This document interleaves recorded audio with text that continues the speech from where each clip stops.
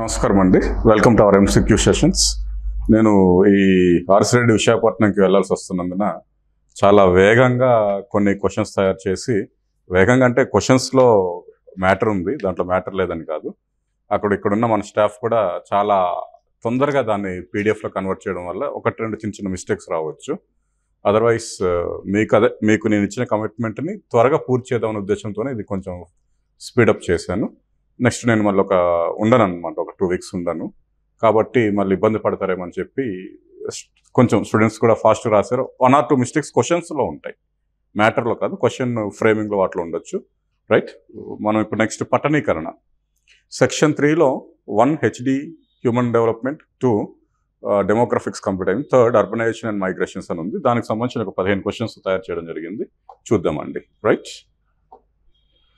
పట్టణీకరణలో తొలి మరియు చివరి స్థానాలను గుర్తించండి. Okay, the first and last districts of urbanization in Andhra Pradesh state.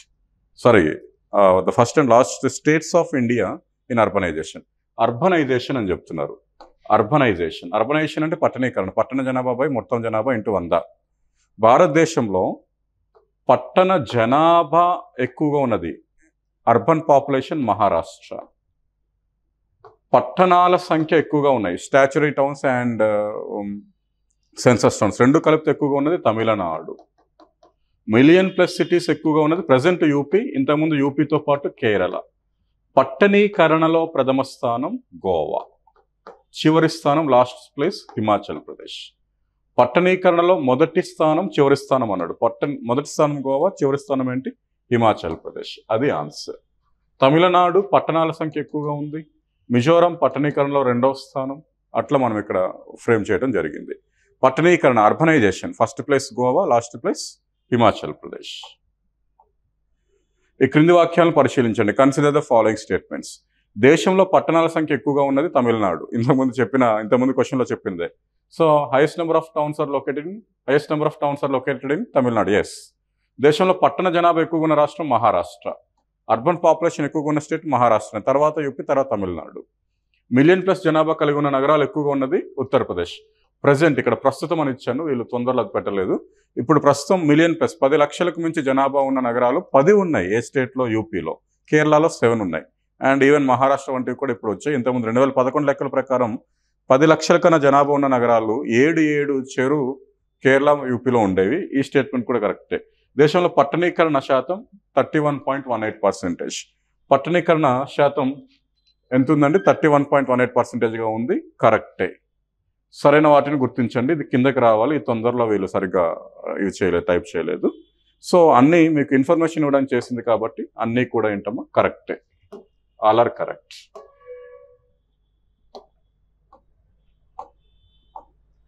ప్రస్తుత జిల్లాల ప్రకారం పట్టణీకరణలో తుది స్థానాలు చెప్పండి. ఇంతకుముందు స్టేట్స్ చెప్పాం, Goa and Himachal Pradesh in urbanisation. So Goa is in first place, వేరస్ Himachal Pradesh is in last place. So as per new districts of Andhra Pradesh, the first and last districts by urbanisation.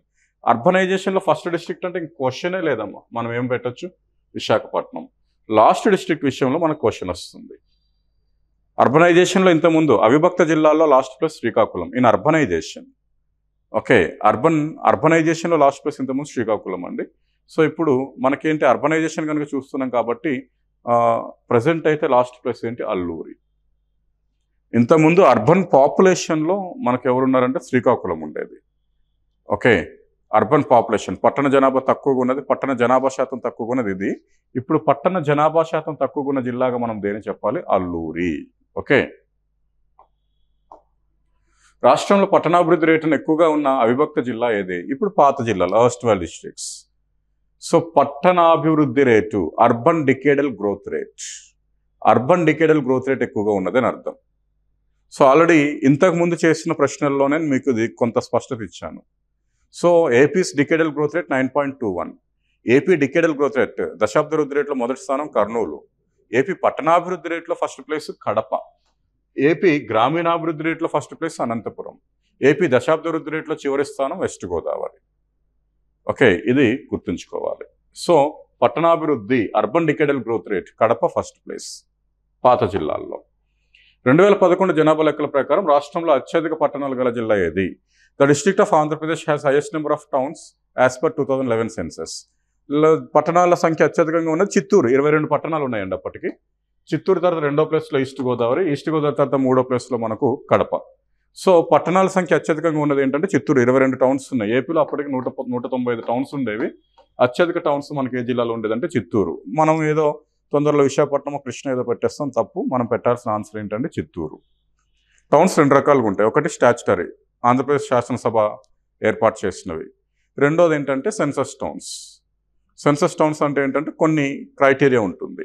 కనీసం 5,000 జనాభా ఉండాలి, మినిమం 400 జనసాంద్రత ఉండాలి, 75% శ్రామిక శక్తి, పురుష శ్రామిక శక్తి 75% వ్యవసాయేతర రంగంలో ఉండాలి. అట్లా స్టాచ్యుటరీ చట్టబద్ధ టౌన్స్, అదేవిధంగా సెన్సస్ టౌన్స్ 2 కలిపితే ఆంధ్రప్రదేశ్లో 195 ఉంటే చిత్తూరు జిల్లాలో 22 ఉండేవి. అత్యధికంగా ఈ జిల్లాలో ఉన్నాయి. ఎక్కడ? చిత్తూరు. అత్యల్పం నెల్లూరు. నెల్లూరులో అప్పటికి 10 అనుకుంటా అత్యల్పంగా ఉండేవి. 2011 సెన్సస్ ప్రకారం ఈ క్రింది వ్యాఖ్యలను పరిశీలించండి. Consider the following statements as per 2011 census.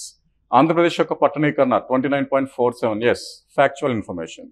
ఆంధ్రప్రదేశ్లో పట్టణ జనాభా మరియు పట్టణీకరణలో మొదటి స్థానంలో విశాఖపట్నం కలదు. ఎస్, అప్పటికి అర్బన్ పాపులేషన్లో ఫస్ట్ ప్లేస్ విశాఖపట్నం, అర్బనైజేషన్లో కూడా ఫస్ట్ ప్లేస్ విశాఖపట్నమే. ఆంధ్రప్రదేశ్లో అప్పటికి మొత్తం పట్టణాల సంఖ్య 195. ఇంతకుముందు స్లైడ్లోనే చెప్పాం 195. Yes, including statutory and census towns. ఆంధ్రప్రదేశ్లో అప్పటి పట్టణాలు అధికంగా ఉన్న జిల్లా చిత్తూరు. ఇంతకుముందు స్లైడ్లో ఇది కూడా ఉంది. సరైన వాటిని గుర్తించండి. All the above. పట్టణాలు అత్యధికంగా ఉన్న జిల్లా అప్పటికేంటి? చిత్తూరే. ఓకేనా? భారతదేశంలో ఈ క్రింది ఏ వలసలు ప్రథమ స్థానంలో ఉన్నాయి? The type of migrations are in first place in India. Urban to urban, urban to rural, rural to rural, rural to urban. ఇది పెట్టిన వెంటనే ఈవెన్ నేను జాగ్రఫీ ఫ్యాకల్టీని కాకుండా ఉంటే, ఒక యాస్పిరెంట్గా ఉంటే నేను ఏం పెడతానంటే ఆన్సర్ రూరల్ టు అర్బన్ అని పెట్టొస్తా. తప్పు. సర్వేస్ మనం చదివినప్పుడు మనకు తెలిసిన అంశం ఏంటంటే రూరల్ టు రూరల్ ఫస్ట్ ప్లేస్లో ఉంది. రూరల్ టు రూరల్ ఫస్ట్ ప్లేస్లో ఉంది. అంటే మనం చదువు కోసమో ఉద్యోగం కోసమో గ్రామీణ ప్రాంతాల నుంచి పట్టణ ప్రాంతాల నుంచి వస్తున్నాం. మన ఫ్రెండ్స్ అక్కడ ఎవరైతే సెటిల్ అయ్యారో, గ్రామీణ ప్రాంతాల్లో ఉన్న టీచర్స్ కానీ, సచివాలయ ఎంప్లాయీస్ కానీ, మన చిన్నాన్నలు కానీ, మన మామయ్యలు కానీ, వీళ్ళకి జరుగుతున్న పెళ్ళిళ్ళు ఇలాంటివన్నీ గమనిస్తే ఏమవుతున్నాయి అంటే మరో గ్రామీణ ప్రాంతం నుంచి ఒక వనిత ఇటు రావటం జరుగుతుంది. ఇట్లా గ్రామీణ ప్రాంతాల నుంచి గ్రామీణ ప్రాంతాలకి అత్యధికంగా వలసలు ఉన్నట్టు లేటెస్ట్ రిపోర్ట్లో కూడా తెలిసింది. మీకు ఆ డాక్యుమెంట్స్ అన్ని పెట్టొచ్చు, చాలా సమయం టైం పట్టేస్తుంది కాబట్టి అది నేను పెట్టలేకపోతున్నా. నో డౌట్ భారతదేశంలో వలసలు, అంతర్గత వలసలకి ప్రధాన కారణం పెళ్ళిళ్ళు. భారతదేశంలో అంతర్గత వలసలు ఎక్కువగా ఏ రకంలో ఉన్నాయంటే గ్రామీణ ప్రాంతం నుంచి గ్రామీణము. ఎగ్జామ్లో అడుగుతాడు, మళ్ళీ మీరు కన్ఫ్యూజ్ అవుతారు. గ్రామీణ ప్రాంతం నుంచి గ్రామీణం తర్వాత మనకు కూడా అర్బన్ టు అర్బన్ 2వ స్థానంలో ఉంది. 3rd ప్లేస్లో రూరల్ టు అర్బన్ ఉంది. అర్బన్ టు అర్బన్ ఏంటంటే ఎంప్లాయీస్ ట్రాన్స్ఫర్స్ అవుతున్నప్పుడు అర్బన్ టు అర్బన్ వెళ్తున్నారు. అట్లా అర్థమైందా? ఇది కరెక్ట్ ఆన్సర్. భారత పట్టణాల సాంప్రదాయ వర్గీకరణను పరిశీలిస్తే టైర్ 3 సిటీలో గల వ్యాప్తి ఎంత? సో మనకు క్లాస్ 1 టు క్లాస్ 6 ఒక 6 కేటగిరీల పట్టణాలు ఉంటాయి. 1,00,000 జనాభా కలిగి ఉంటే అప్పుడు దాన్ని క్లాస్ 1 లేదా టైర్ 1 సిటీ అని అంటాం. ఓకే, 5,000 లోపు జనాభా ఉన్న పట్టణాన్ని ఏమంటున్నామంటే క్లాస్ 6. మీరు అక్కడ ఎగ్జామినేషన్లో రివర్స్ అనుకుంటారు. 5,000 లోపు ఉంటే క్లాస్ 1 అని అట్లా అనుకుంటారు. ఇప్పుడు క్లాస్ 3 విషయానికి వచ్చేటప్పటికి 1,00,000 లోపు, 1,00,000 పైన, క్లాస్ 2 1,00,000 నుంచి అంటే 1,00,000 లోపు 50,000 నుంచి 90,999 వరకు, ఇది క్లాస్ 2. క్లాస్ 3 50కి దిగువన అంటే 49,000, 49,000 నుంచి 20,000 మధ్యలో. కొన్ని సందర్భాల్లో ఏం చేస్తారంటే 30,000 నుంచి 49,999 అంటాడు, 20,000 నుంచి అంటాడు, 40,000 నుంచి ఉంటాడు. కన్ఫ్యూజ్ అవుతాం. ఈ వ్యాప్తి 30,000 ఉండాలి. క్లాస్ 3 3 ఇంటూ 10 30,000 ఉండాలి వ్యాప్తి. అర్థమవుతుందా? క్లాస్ 3లో వ్యాప్తి 30,000 ఉండాలి. క్లాస్ 3లో జనాభా 20,000 నుంచి 49,999 వరకు ఉండాలి. టైర్ 3 అని కానీ క్లాస్ 3 అని కానీ అంటాం. ఇది ఆన్సర్. ఓకే, బుక్లో చెప్పాము, క్లాస్లో కూడా ఉంది. కొంచెం స్పష్టంగా చూడండి. రైట్, ఇలాంటివి కూడా అడిగే అవకాశం ఉంటుంది ఎగ్జామ్లో. భారత రాజధాని అయిన ఢిల్లీ నగరానికి సంబంధించిన ఈ విషయాలను పరిశీలించండి. So consider the following statements regarding the capital city of India. What is that? ఏంటి? ఢిల్లీ. 2001లో జనాభా పరంగా నగరాల్లో 3వ స్థానంలో ఉండేది ఇండియాలో. భారతదేశంలో 3rd ప్లేస్లో ఉండేది. అంటే ఎప్పుడు 2001 సెన్సస్ ప్రకారం. ఎస్, అప్పుడు Mumbai first place, second Kolkata, third Delhi. కరెక్టే. 2011లో 2వ స్థానంలో ఉండేది, సెకండ్ ప్లేస్లో ఉండేది, ఎందుకంటే కోల్కతాను ఓవర్టేక్ చేసింది. కరెక్టే. 2021లో లెక్కలు జరుగుంటే కనుక ప్రథమ స్థానంలోనే ఉండేది. కరెక్టే, ఫస్ట్ ప్లేస్లో ఉండేది. ఇప్పటికి కూడా ఫస్ట్ ప్లేస్ ఉంది. ఇప్పుడు ఢిల్లీ జనాభా 3.2 కోట్లు. ప్రపంచంలో టోక్యో తర్వాత 2వ స్థానంలో ఉంది. ప్రస్తుతానికి జనాభా పరంగా ప్రపంచ నగరాల్లో 1వ స్థానం అని ఇచ్చాడు. 1వ స్థానం కాదు, ఎన్నో స్థానంలో ఉందండి? Second place. కాబట్టి 1, 2, 3 కరెక్ట్. ఆల్ ఆర్ కరెక్ట్ కాదు, 1, 2, 3 కరెక్ట్. రైట్. 4వ స్టేట్మెంట్ ఒక్కటే కొంత తప్పుగా ఉంది, అడిగే అవకాశం కూడా ఉంది. ఎందుకంటే ఈ మధ్య లేటెస్ట్ ఇన్ఫర్మేషన్స్ ఇవి అడుగుతుంటారు. భారతదేశంలో అంతర్గత వలసలు ఎక్కువగా ఉన్న రాష్ట్రం ఏది? The state is in first place in internal migrations. అంటే ఆ స్టేట్ నుంచి ఆ స్టేట్కి ఎక్కువగా మైగ్రేషన్స్ జరుగుతున్నాయని అర్థం. వేరే స్టేట్ నుంచి జరిగితే ఎక్స్టర్నల్ మైగ్రేషన్స్ అంటాం. ఓకే. అంతర్గత వలసలు ఎక్కువగా జరుగుతున్న రాష్ట్రం మహారాష్ట్ర. మిగతా ప్రాంతాల నుంచి అక్కడున్న ఒక నగరానికి ఎక్కువగా వలసలు వెళ్తున్నారు, ముంబై అండ్ పూణే. దీని తర్వాత నాగ్పూర్. ఈ ప్రాంతాలకి వివిధ ప్రాంతాల నుంచి వలసలు ఎక్కువగా జరుగుతున్నాయి కాబట్టి మనం ఇది చెప్పాలి. అంతర్గత వలసలు ఎక్కువగా ఉన్న నగరం, ఎక్కువ ఉన్న రాష్ట్రం ఏంటంటే మహారాష్ట్ర. ఉత్తరప్రదేశ్ అవుట్ మైగ్రేషన్స్ ఎక్కువగా ఉన్నాయి, ఆ రాష్ట్రం నుంచి బయటకు వలసలు ఎక్కువగా ఉన్నాయి. మహారాష్ట్ర ఇన్ మైగ్రేషన్స్ ఎక్కువగా ఉన్నాయి, ఆ రాష్ట్రానికి వలసలు ఎక్కువగానే ఉన్నాయి, ఆ రాష్ట్రంలో కూడా అంతర్గతంగా మళ్ళీ వలసలు ఎక్కువగా ఉన్నాయి, ఇంటర్నల్ మైగ్రేషన్స్. భారతదేశంలో అంతర్గత వలసలు ప్రధాన కారణం ఏమిటి? ఇందాకలే చెప్పాను, బాబాయిలు, పిన్నమ్మలు, మామయ్యలు అని చెప్తున్నాం కదా. వలసలకు ప్రధాన కారణం పెళ్ళిళ్ళు. పెళ్ళిళ్ళ తర్వాత రెండవది ఏంటంటే కుటుంబ సంబంధ విషయాలు, మూడవది ఏంటంటే ఉపాధి, నాలుగవది విద్య. మీకు అందుకే ఆ సీక్వెన్షియల్ ఆర్డర్లో ఏబిసిడీలు ఇవ్వడం జరిగింది. ఇప్పటికీ కూడా వలసలకు ప్రధాన కారణం ఏంటంటే పెళ్ళిళ్ళు, రెండవది కుటుంబ సంబంధ విషయాలు, జననాలు కానీ, ఓకే, కుటుంబాలు విచ్ఛిన్నం అవ్వడం కానీ, కలుపుకోలుగా ఉండడం, అలాంటి సంబంధ విషయాలు. మొదటిది ఏంటి? పెళ్ళిళ్ళు, మ్యారేజెస్, నో డౌట్. భారతదేశం నుంచి వలసలు ఏ దేశానికి ఎక్కువగా జరుగుతుంటాయి? The country is in first place for India నుంచి వెళ్తున్న Indian immigrations. So the country is in first place in Indian migrations. India నుంచి మైగ్రేషన్స్ అవుతున్నాయి. ఇండియన్ ఇమిగ్రేషన్స్ ఎక్కువగా ఎక్కడికి వెళ్తున్నాయి? ఎమిగ్రేషన్ అంటే మనకు రావటం, ఇమిగ్రేషన్ అంటే మన దేశం నుంచి. సో ఇండియా నుంచి ప్రథమ స్థానంలో ఉన్న దేశం, ఇండియా నుంచి ఎక్కువగా విదేశాలకు ఏ దేశంకి వెళ్తున్నారంటే మనం యుఎస్ఏ అనుకుంటాం, తప్పు. ఆన్సర్ ఏంటంటే యుఏఈ. యుఏఈ ఫస్ట్ ప్లేస్లో ఉంది, second USA, third Saudi Arabia. అందుకే కెనడా కూడా మీరు దెబ్బతింటారు, ఏదో సాఫ్ట్వేర్ అట్లా ఊహించుకోకండి. గల్ఫ్ ప్రాంతాలకు ఎక్కువగా వెళ్తున్నాం. సో ఎక్కువగా ఏ కంట్రీకి మనం వలసలు జరుగుతున్నాయి అంటే యుఏఈ, షార్జా, దుబాయ్, ఓకే, ఇలాంటి సిటీస్ ఉన్నాయి అక్కడ. అర్థమవుతుందా? సో యుఏఈకే ఎక్కువగా వలసలు వెళ్తున్నాయి. మీకు ఆల్రెడీ ఇంతకుముందు 2-3 సార్లు చెప్పాను. మెక్సికో టు యుఎస్ఏ వరల్డ్లో లార్జెస్ట్ మైగ్రేషన్ కారిడార్.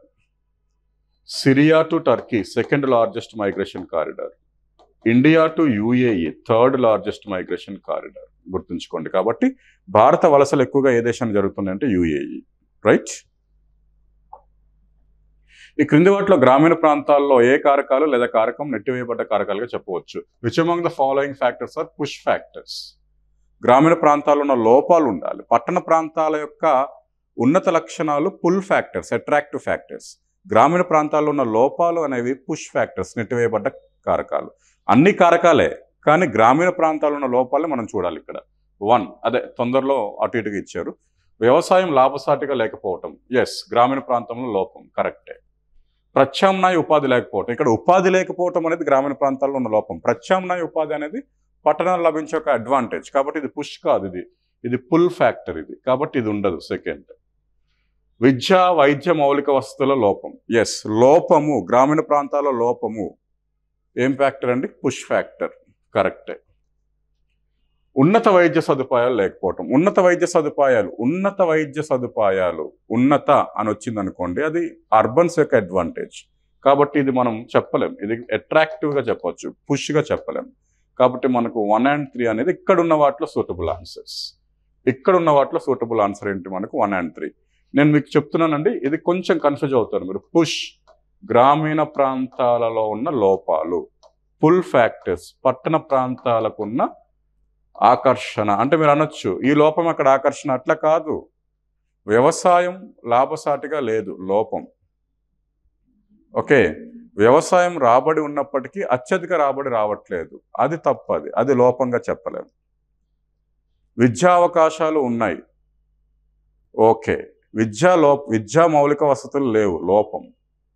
ఇంటర్మీడియట్ వరకు చదివే అవకాశం ఉంది, డిగ్రీ ఆ పైన చదివే అవకాశం లేదు, అది గ్రామీణ ప్రాంత లోపంగా చెప్పలేము. ఏమని చెప్తున్నాం దాన్ని? పట్టణ ప్రాంతాల్లో ఉన్న అట్రాక్షన్. దినసరి కూలి 500 వస్తుంది, దినసరి కూలి 200 వస్తుంది, లోపం. దినసరి కూలి 500 వస్తుంది, ఓకే. దినసరి కూలి 900 కోసం పట్టణాలకు వెళ్ళటం, అది పుష్ ఫ్యాక్టర్ కాదు, అది పుల్ ఫ్యాక్టర్. అర్థం చేసుకోండి, పట్టణాల్లో ఉన్న ఆకర్షణ అట్రాక్టివ్, పుల్. గ్రామీణాల్లో లోపంగా మాట్లాడుతున్నప్పుడు ఏం చెప్తామంటే, లోపాలుగా చెప్తున్నప్పుడు పుష్, అట్రాక్టివ్గా చెప్తున్నప్పుడు ఆకర్షణ. అర్థమైందా? గ్రామీణ ప్రాంతాల్లో విద్యా అవకాశాలు ఉన్నాయి, డిగ్రీ వరకు కూడా గవర్నమెంట్ సపోర్ట్ చేస్తుంది అనుకోండి. అయినప్పటికీ నువ్వు నీ వ్యక్తిగత దీనికోసం నువ్వు అక్కడెక్కడో వేరే ప్రైవేట్ కాలేజ్ ఉంది వెళ్తున్న, పట్టణ ప్రాంతాలకు పిల్లల్ని తీసుకెళ్తున్నా, అది గ్రామీణ ప్రాంత లోపంగా చెప్పలేము. అది అవగాహన చేసుకోవాలి. ఇక్కడ ఉండలేని పరిస్థితులు ఉన్నాయి, లోపం. జీవనోపాధికి ఇబ్బందిగా ఉంది, లోపం. ఇంకా ఎక్కువగా కావాలి, అదేంటి? అట్రాక్టివ్. అట్లా మీరు బేరీజ్ వేసుకోవాలి 1 and 3. అక్కడికి ఎగ్జామినేషన్లో ఇవి మీరు బేరీజ్ చేసుకునే ఆలోచన చేయడం తక్కువ అయిపోతుంది. కాబట్టి లోపాలు పుష్ ఫ్యాక్టర్స్, ఉన్నత అంశాలు అట్రాక్టివ్ ఫ్యాక్టర్స్ గుర్తుంచుకోవాలి, పుల్ ఫ్యాక్టర్స్. ఏ రాష్ట్రం నుండి అత్యధిక సంఖ్యలో వలసలు జరుగుతున్నాయి? ఇదే నేను చెప్పాను, అవుట్ మైగ్రేషన్స్. ఇండియాలో అవుట్ మైగ్రేషన్స్ అని అంటాం. ఏ రాష్ట్రం నుంచి ఇతర ప్రాంతాలకు వలసలు ఎక్కువగా జరుగుతున్నాయి, ఏ రాష్ట్రంలో జనాభా ఎక్కువగా ఉంది అనేది చూసుకోవాలి. మనం బీహార్ అనేది మన కోణంలో వస్తుంది, బీహార్ కన్నా మనం చెప్పాల్సింది ఏంటంటే యూపీ. ఇది గెస్ట్ చేస్తున్న క్వశ్చన్ కూడా. ఈ మధ్య కొన్ని డిస్కషన్స్ జరిగాయి. డిఎంకే ఎంపీని ఎవడో ఒకడు అన్నాడు ఒక మాట, ఉత్తరప్రదేశ్ బీహార్ వాళ్ళు హిందీ వచ్చిన వాళ్ళు మా దగ్గర వాష్రూమ్స్ కడుక్కుంటారు దాన్ని. అలాంటి కోణాల్లో ఏబిపిఎస్ అడిగే అవకాశం కూడా ఉంది. ఎక్కువగా అవుట్ మైగ్రేషన్స్ జరుగుతున్న స్టేట్ యూపీ, 2వ ప్లేస్లో బీహార్ ఉంది. ఇన్ మైగ్రేషన్స్ జరుగుతున్న state Maharashtra. Okay, internal migration జరుగుతున్న స్టేట్ కూడా మహారాష్ట్ర. ఇంటర్నల్ అంతర్గతంగా, ఓకే, అక్కడి నుంచి అక్కడికే. ఇన్ మైగ్రేషన్స్ వేరే రాష్ట్రాల నుంచి కూడా ఎక్కువగా ఇక్కడికి వస్తున్నారు, మహారాష్ట్ర, తర్వాత ఢిల్లీ. అట్లా గుర్తుంచుకోవాలి. అవుట్ మైగ్రేషన్స్ ఏ రాష్ట్రం నుంచి ఎక్కువగా వలసలు జరుగుతున్నాయి? యూపీ.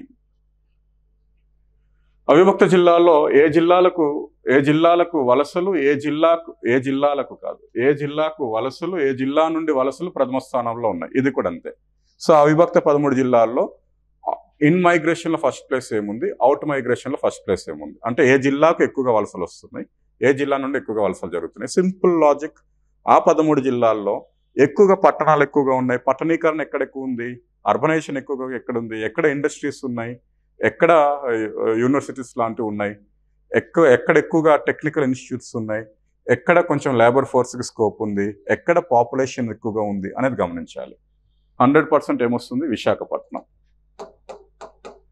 ఏ జిల్లా నుంచి వలసలు ఎక్కువగా ఉన్నాయో మన చిన్నపిల్లడు కూడా అడిగిన చెప్తాడు. అక్కడ ఉన్న శీతోష్ణ స్థితి, ఉపాధి పరిస్థితులు, అక్కడున్న అవకాశాలు తక్కువగా ఉండటం. ఏది? అనంతపురం. అందుకే అక్కడ బండ్లపల్లిలో 2006లో ఫిబ్రవరిలో గ్రామీణ ఉపాధి హామీ పథకాన్ని ప్రవేశపెట్టారు. సో ఈ ప్రశ్నకు సరైన సమాధానం విశాఖపట్నం మరియు అనంతపురం. సమయభావం ఒకటి, కొంచెం అటు ఇటుగా ప్రశ్నలు రాశారు, కానీ పాపం వాళ్ళు పడుతున్న శ్రమ కూడా చాలా ఎక్కువ స్టాఫ్. నేను కూడా బెస్ట్ క్వాలిటీ ప్రశ్నలు ఇవ్వటానికి అంటే ఒక సెషన్ కోసం నాకు ఒక 3 hours వరకు అవుతుంది. దాన్ని కొంచెం ప్రజెంటేషన్ చేయడంలో అటు ఇటుగా ఉన్న దాన్ని మీరు నెగిటివ్గా అర్థం చేసుకోకండి దయచేసి. ఓకే, నేను ఇంకా మీకు చెప్పాను, మాట ఇచ్చాను. ఇంకొక దీనికి సంబంధించి ఈ సెక్షన్ 3కి సంబంధించి 4, సెక్షన్ 2కి సంబంధించి 1, సెక్షన్ 1కి సంబంధించి 1, ఇంకో 6 సెషన్స్ ఉన్నాయి.